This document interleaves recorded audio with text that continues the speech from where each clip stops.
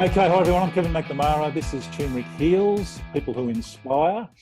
And my guest today is a world traveller who decided one day to quit her job and travel around the world, backpacking. And she has a mission, and that mission is, and I'll quote her here, to share my experience and prove that travelling doesn't have to be expensive and inspire others to discover their wanderlust. She's an Aussie currently living in the heart of London on her backpacking travels, and I'll quote her again, I decided to sell all of my belongings, quit my job and end my lease so I could travel the world. Welcome, Kate Hipkins. Welcome, Kate. Hi, thanks for having me. Great to have you here. It's great to talk to a backpacker who's in London at the moment, which is just fantastic. I love London. It's just such a great place. I know for those who don't know you, can you just tell us a bit about your childhood, sort of growing up, how many brothers and sisters you've got? Yeah, sure. So my dad was in the Air Force, so I've actually lived all over the country. I was born in Brisbane, so I've lived in Melbourne, Perth, Darwin, and then Newcastle. I've got three little sisters, Felicity, Amy, and Kimberly, and I love them to bits. Yeah, so I've had lots of travelling experiences in my childhood. So your dad was in the Air Force, and obviously you travelled around a lot with that. Yeah. So the travel bug sort of was there early in the piece. Yeah, it kind of was, wasn't it? Yeah. And did you say you had three sisters? Yes, three little sisters. Yeah. Okay, so you're the oldest. Okay. I am the oldest. Yes. And what was life like travelling as a young child, sort of to all these different places around Australia? You kind of get really good at meeting new people because, it would be shuffled around, a bit. So, making, having to make new friends and meet new people sort of thing. No, yeah, I really enjoyed it. I think, each of the schools had like a support teacher for kids in defence. Yeah. So if you're having trouble, making friends stuff. But I never had any trouble at all. I don't know. I loved it. I had a very good experience with it personally. Yeah, fantastic. Yeah, because I know like a lot of people I've spoken to over the years that they hear about kids being moved from schools and they say, oh, look, the kids should stay in the one school all their life because it's hard on them and blah, blah, blah. But from a personal point of view myself, we moved from England to Australia and we were just sort of dragged out of, preschool, but it wasn't big school. But and obviously for yourself, being dragged from school to school, it was a great experience for you. It just kind of just forces you to get out of your shell and be brave sort of thing. Exactly. I started high school like a brand new school, but we moved from Darwin to Newcastle, and that was quite scary. But you just kind of just plunge in and just I remember my first year of school, I just walked up to a group of girls. I was like, "Hey, I'm Kate. I'm new. Can I sit with you guys, please?" And you just had to do it. I was 12. I just had to do it. So you were getting out of your comfort zone at 12 years of age, which is fantastic. Yeah. Which I think I just love that because, as I say, I've heard so many parents say, oh, we want to keep our kids at the one school because, it's hard to drag them out. It's not fair on the kids and stuff. I think it's great for kids to be dragged out and just given new experiences, and you learn pretty quickly. And obviously you're living proof of that. So, yeah. But when did the real bug sort of start to bite you where you wanted to sort of go and travel around the world? It was 2015 and I went to Thailand for 5 weeks. I had I was 25 at that time, and I had never done backpacking before. I've always done holidays and resorts and cruises, but I had never done a backpacking trip. And I was doing lots of research, and I googled easiest place to first time backpacker, and Thailand came up. I was like, brilliant, I'll do that. I know, it was just as simple as that. And I went for 5 weeks. I took literally just a carry-on bag. I had 8 kilos with me, and I absolutely loved it. It was amazing. And I just, when I came back to Australia, I was like, I need this in my life. This is, yeah. I need more. This is where I need to be. Yeah, I'm getting inspired just thinking about that. That's fantastic. So just backpedaling a little bit. So you went to school. When you left school, what did you do? I went straight into work. Yeah, I've always had a job. Yeah, as soon as I finished school, I've always had a job. Always. Yep. 4 weeks, annual leave sort of thing, and just going like little holidays and stuff. But yeah, Yep. Okay. just working. Yeah. And what sort of jobs did you start off doing when you first left school? Retail and hospitality, and while I was working, I did a couple of diplomas. So yeah, I was working in like in a fashion store, as a waitress. Yeah. Okay, fantastic. And is your dad still in the Air Force, or is he retired, or is He is. he's still in it? Yeah. He's approaching retirement, and he's not looking forward to it. Yeah, right. And whereabouts? He's in Australia still. Yeah. So he's posted at Williamtown. Okay. Yeah, Williamtown, just outside Newcastle. Yeah. Yep. And is the rest of your family still with him, or? Well, my parents are separated, and mum actually Okay. My mum does live close by Newcastle, so they're all kind of like all in the same area. It's just me who's decided to shift off to the other side of the world. Yeah, right. Okay, fantastic. And so what was the defining moment where you decided this is it for me, this traveling is my calling, basically? Was there an experience or something happened where you said, no, this is it? Or was it the Thailand thing? It was definitely Thailand. Like when I got back, like I started making plans to save money and to get where I am today, sort of thing. So it's like I was just looking at my budget and just like making it my top priority, and I'm just like this is what I want, sort of thing. And so yeah. And where were you working at that stage? I was working at Aldi. Okay. All right. Yeah. Good old Aldi. Beautiful. And is that the last job you had at Aldi? No, I was at the Newcastle Permanent. Do you know Newcastle Permanent? It's a building society in New South Wales. Okay. Yep. And I was there for I was only there for a few months before I quit, and then bought my overseas ticket and left. Yeah. It was this time. Yeah. So you went to Thailand, then you came back. You're still working at Aldi. Yep. And then you changed jobs. Yep. I figure. Okay. And just reading on your blog there, that the moment you decided to do it, there was a few tears at work, I think. Can you tell us that little story? Yeah, I was. I was on my probation time, and I loved my job, but there were like these quotas that I had to meet, and I just wasn't meeting them. Like my manager spoke to me and said, like, Kate, you're doing so good. I was like, there was like 6 areas I had to hit the mark on, and I was smashing out of the ballpark in 5 of them. And one of them was quotas, and I didn't realize that working in a bank meant that you had to basically push insurance, Right. and just I didn't love it. It just felt really disingenuous to go like, put some money into your savings account, and would you like some house insurance with that? I didn't like it at all. I hated it. I was just I wasn't meeting the mark on that, and I wouldn't say my manager was threatening me, but it was like, I was kind of like on thin ice. I'm like, oh God, this is not me. So like, you know what? I'm just going to take this opportunity. I went home that night after our meeting. I basically like Googled, did, research about like living jobs in the UK, found something, applied, and wrote my resignation and handed in the very next day and said, sorry, I'm going to be doing this instead. Yeah. My manager was like, no, Kate, we want you, no, please. And I was like, please reconsider. I was like, no, this is honestly, this is what I want. This is my ultimate plan anyway. It was a good push. Yeah. So, silver linings. And look, it takes a lot of courage to make that decision. So were your family supportive of what you were doing? Friends? Everybody's been amazing. I mean, it's something that I talk about all the time. So it wasn't like an out of the blue thing. It was just kind of, everyone's been so wonderful. Like, Dad, with my website and everything, Dad doesn't really understand what I'm doing. But he's like, it's obviously working. I don't know what you're doing, but keep doing it. Thank you. Beautiful. Yeah, that's fantastic. And what sort of, once you'd made that decision, then what sort of planning sort of took place before you took off? What did you have to?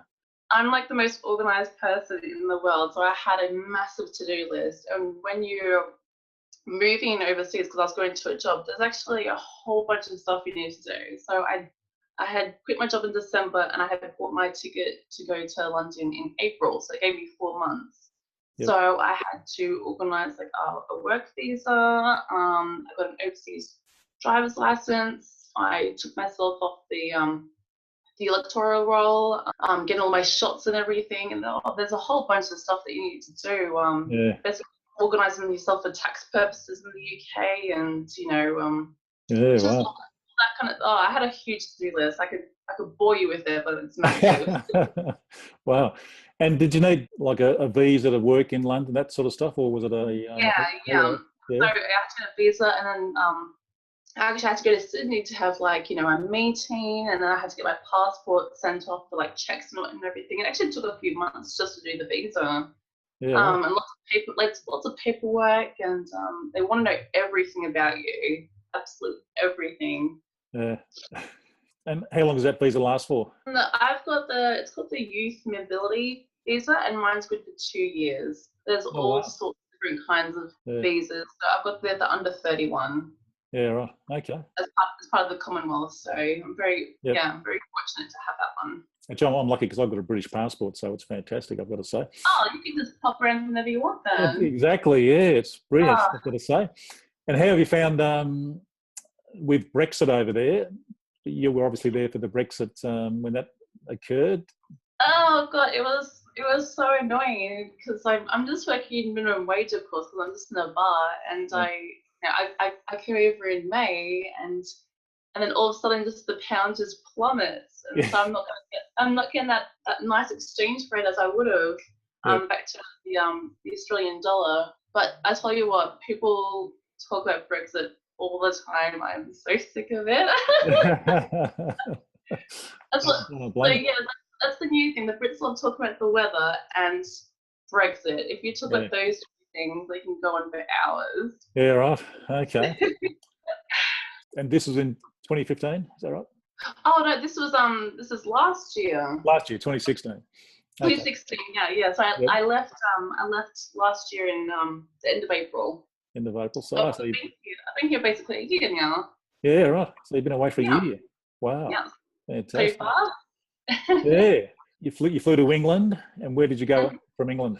Yeah, so I worked in a little town called Marlow, which is about an hour and a half outside of London. And I worked there for about 5 months. I got promoted to manager at the bar. I absolutely loved it, but it was time to go traveling. So I finished up there, and then I started house sitting, which I'd previously had signed up with. And so that was with trustedhousesitters.com, which I absolutely recommend. They're amazing. My first house sitting gig was in the south of France. I looked after a chateau and a farmhouse on 5 hectares. I was looking after a puppy. Yeah, it was absolutely incredible. It was a tennis court, there was 2 pools, it was absolutely gorgeous. Wow. 13 beds, it was amazing. So I was there for 2 months, and then after that I had another house sitting gig in Northern Ireland in a little place called Banbridge, which is about 20 miles south of Belfast. Okay. I was allowed to use their car. It was manual. I've never driven manual before. But they were very they were so lovely. They're like, no, you have the car. So I practiced and I got good, and so I was driving all around Northern Ireland. It was amazing. I highly recommend it if you love green rolling hills and just the Irish people are so lovely. I was there for a month. I swear to God, I never saw one grumpy person there. It was just, right. It was beautiful. Yeah. And that was December, and then after that I went back to England. I was house sitting for a week in a little place called Eastbourne, which is south of England, kind of like New Brighton. Okay. And then after that I went to Barcelona just for a week. I went back to south of France to the chateau because the owner loved. I did such a great job. He invited me back for the 2 months. So I did that. Last month I was in Paris for a week, in Berlin, and also Ibiza. and now I'm here. So yeah, lots of traveling. Wow, that is just fantastic. So, getting back to the chateau. Yes. I just love that word, chateau. Were you looking after it? Were they paying you for that, or you were just looking after it and working there or something? Or? No. So it's an exchange. So Tim, the owner, who's actually an Australian too, he was going for a holiday to visit his family back home in Australia. So he needed somebody to look after his dog, Lucy. And so basically, like I don't pay anything. I live there for free. So my responsibility is to look after Lucy, make sure she's fed and that she goes for walks, treat the house as if it's like your own house. So I would clean up after myself. He had a couple of fish ponds. So I would, feed the fish. He just asked me to do some raking because it was autumn. So I did that to keep myself busy and, exploring the beautiful medieval village that we're right next to. It was amazing. Wow, that just sounds brilliant. Yeah, I do believe there was a fair bit of raking to do at one stage there. There was a lot. Well, it's 5 hectares.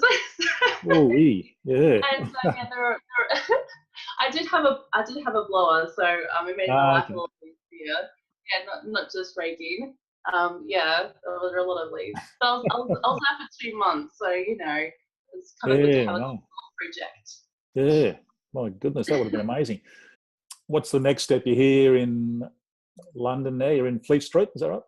I am on Fleet Street, yes, and I work on the Strand. Yeah, wow. And you plan on staying here for a while, or? I do.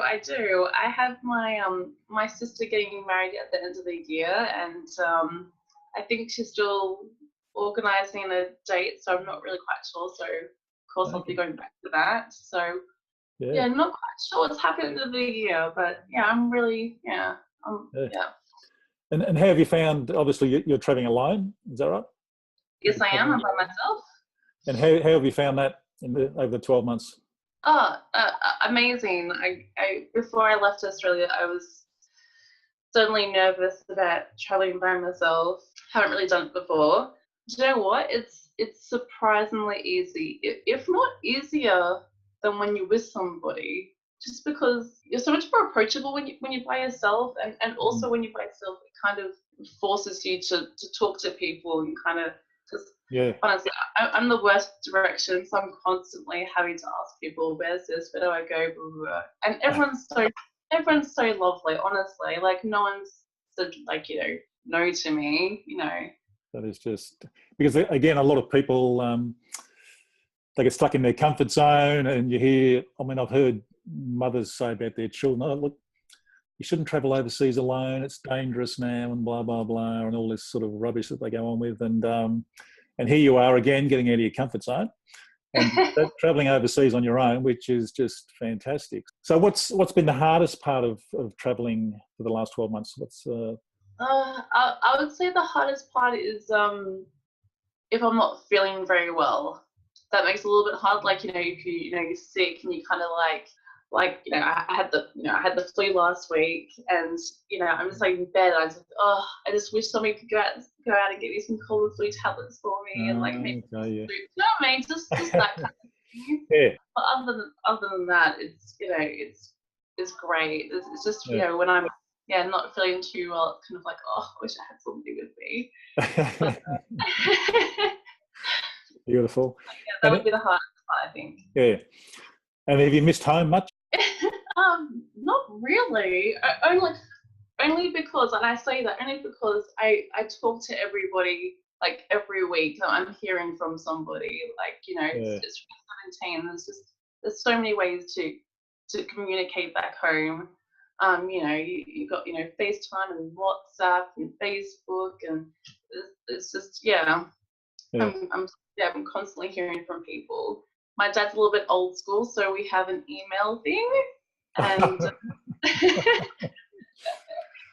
I think he's got one of those phones. I think it's from 2005, so it's like I think it's probably still got a snake on it or something. Oh God.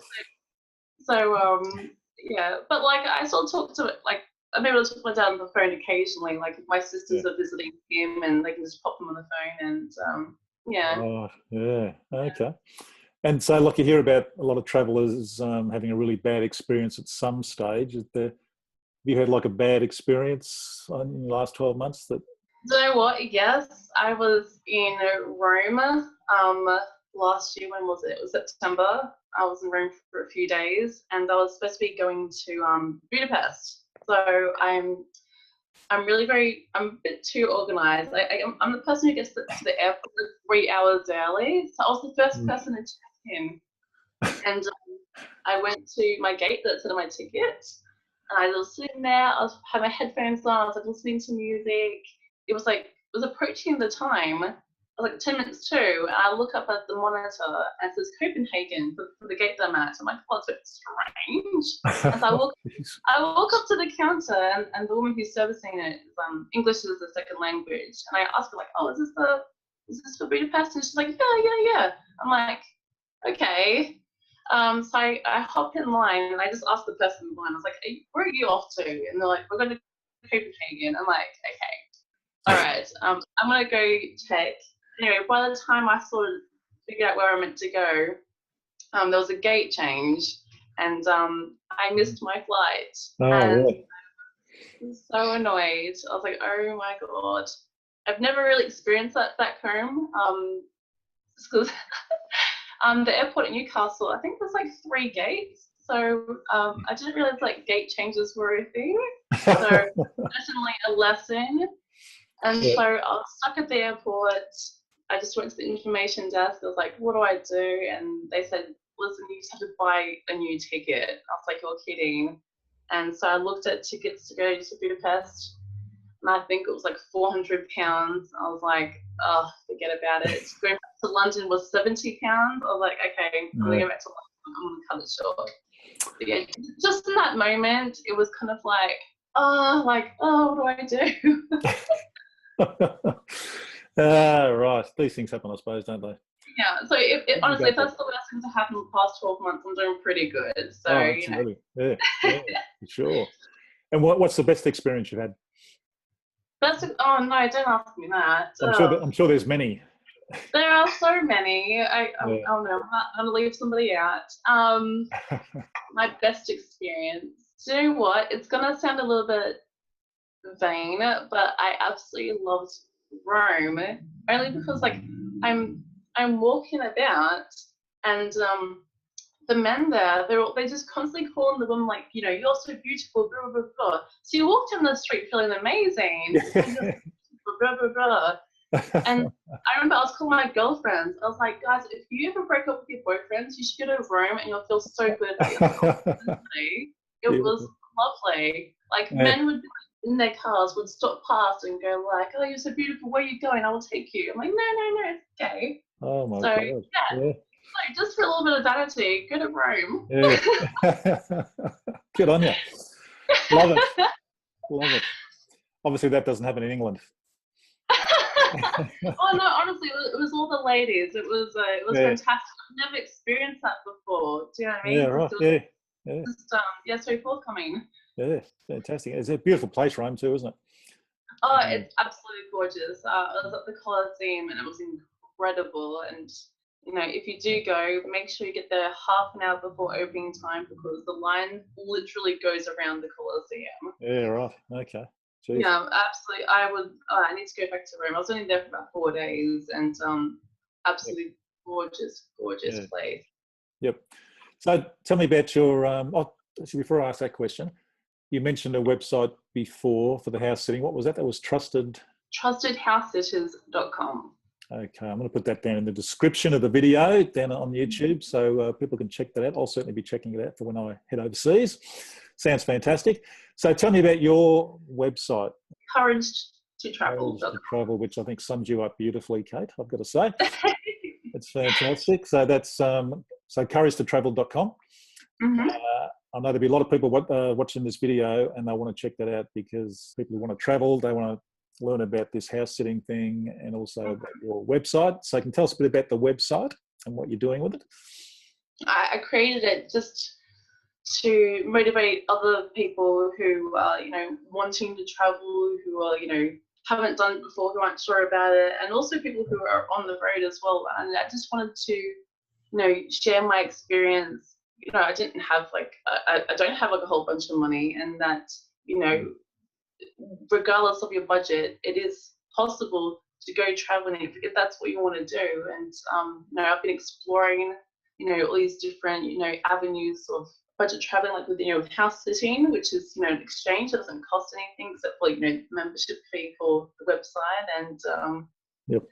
I've couch surfed, I've hitchhiked, and I just wanted to prove that it isn't scary, and that I'm by myself, and that you can do it. Like, if that's what you want to do, you can. And I think one of the reasons I get, like, when people talk to me about, like, oh, I wish I could do what you do, but it seems to be like, like, oh, I don't have enough money. I'm like, oh, you don't really need that much. Like, if it's really what you want to do, you can. Like, there are so many ways that you can get around the money issue. And I'm just trying to prove that. Yeah, and I think you are, for sure. Yeah. So so those people who are watching that are a bit sort of not sure about it, get onto Kate's website, couragetotravel.com, and have a read. It's fantastic. And what advice would you give someone who's just on the fence about travelling and not sure about it, and they're scared, like with all the world events at the moment? Or what advice would you have for them? Oh, do it, absolutely. Do it. If that's something you want to do. I mean, like before I did it, like I planned and I did research, and I think that is really important to do, instead of just going. I think it's good to do a little bit of research about, like, the country that you'll be visiting. And with the media, honestly, I don't watch the news, and I would take that with a grain of salt, because they just pick and choose, and then Exactly. something so small, and then they highlight and make it seem so much more bigger than it really is. Do you know what I mean? Oh, I do, for sure. Yeah. Yeah. I flew into Paris early last month, and I flew in the day after there was a terrorist attack at the airport. There was a gun in there the day before I arrived, and it's you kind of just get on with it. And, like, when I was at the airport, you wouldn't have known. And you shouldn't let fears stop you. Like, it's not gonna stop me. It's what I want to do. Use common sense, of course. Don't put yourself in, if you don't feel you're in a safe situation, get yourself out of there. Like, yeah. Love it. I love that. I wish more people were like you, Kate. I've got to say, that's thank you.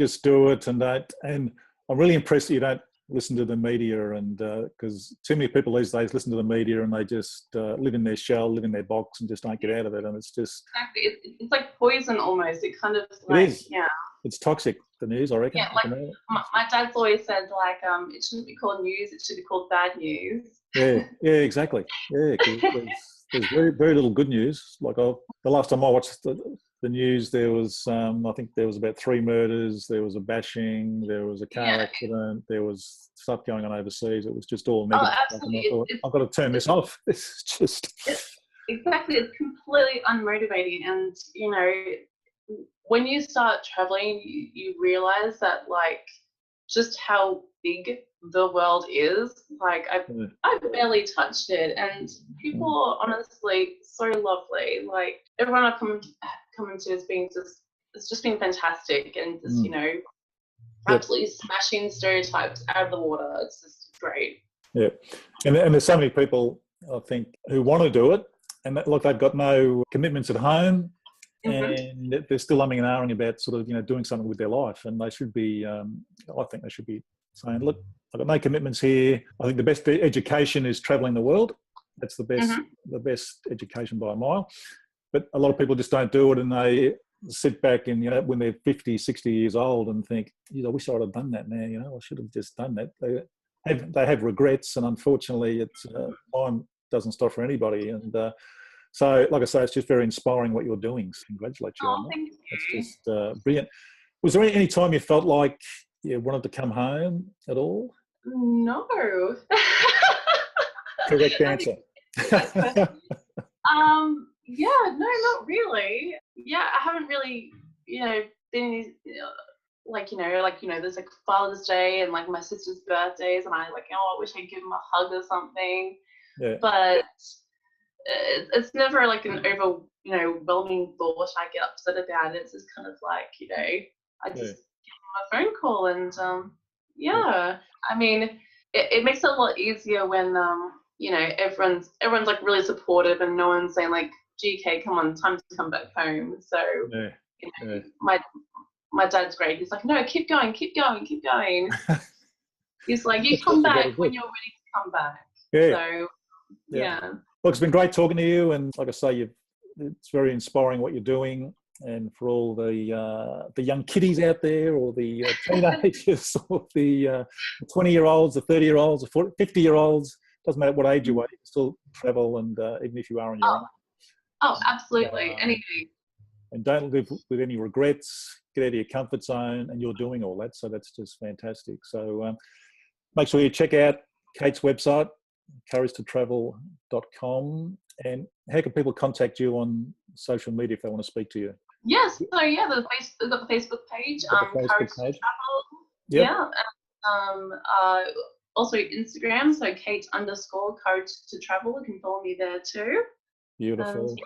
Excellent. We'll have all those in the description down below here, so check those out, folks. Fantastic. So look, thanks, Kate. It's been fantastic. You're very inspiring. I love people who get out there and just travel the world and living the dream, and people say, oh, they're very lucky, but you're not lucky. You make your own luck, I reckon. And you've had the courage. You've had the courage to go out there and do it. Thank you so much for having me. No worries. And hopefully one day I might be over there and we can meet in person. That would be nice too. So I would love that. I can show you my favourite coffee shop. It's just around the corner. Beautiful. Excellent. Maybe in 6 months we can talk again and see what you've been up to. Okay, fantastic. That'll be great. All right, Kate. That was Kate. Fantastic. And don't forget, there'll be a special little bonus video also of Kate's success habits that we'll be doing very shortly. So check that out. Thanks, Kate. Talk to you again very soon. Thank you. Bye.